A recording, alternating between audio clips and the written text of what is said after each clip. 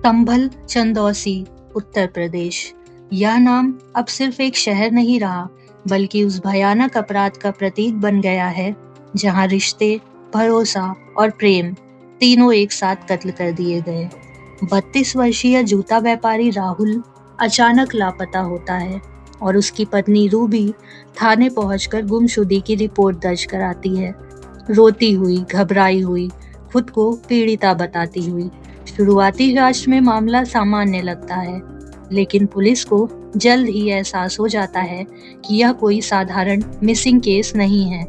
कुछ ही दिनों बाद जब पतरौआ रोड ईदगाह के पास एक प्लास्टिक की थैली में सड़ा गला शव हिस्सा मिलता है और उस पर बना राहुल नाम का टैटू पहचान बन जाता है, तभी से केस की दिशा बदल जाती है।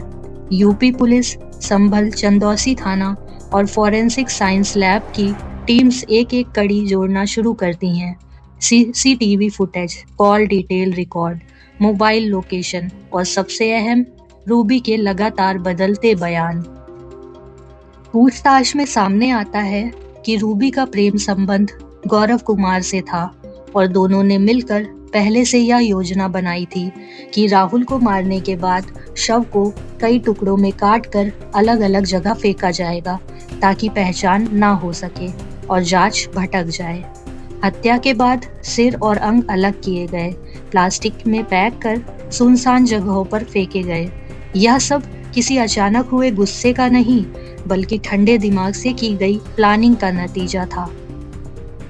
जांच जैसे जैसे आगे बढ़ी, वैसे वैसे यह साफ होता गया कि यह अपराध सिर्फ एक अवैध प्रेम संबंध का नतीजा नहीं थी, बल्कि डर, लालच और मानसिक विकृति का मिला जुला रूप था। रूबी को अपने रिश्ते के उजागर होने का डर था, गौरव को भविष्य और सामाजिक बदनामी का भय, और दोनों ने मिलकर यह मान लिया कि इंसान हट जाएगा तो समस्या खत्म हो जाएगी। पुलिस हिरासत में पूछताछ के दौरान दोनों के बयान आपस में टकराए, डिजिटल सबूतों ने झूठ उजागर किया और आखिरकार हत्या व सबूत मिटाने के आरोप में दोनों को जेल भेज दिया गया।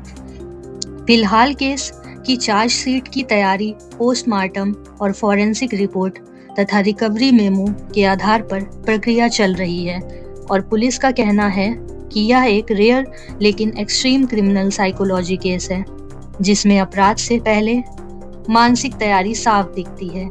यह मामला इसलिए भी गंभीर है क्योंकि इसमें अपराध के बाद अपराध को छिपाने की पूरी रणनीति अपनाई गई, जो यह बताती है कि अब हम सिर्फ क्रोध जनित अपराध नहीं, बल्कि योजनाबद्ध घरेलू हत्याओं के दौर में प्रवेश कर चुके हैं।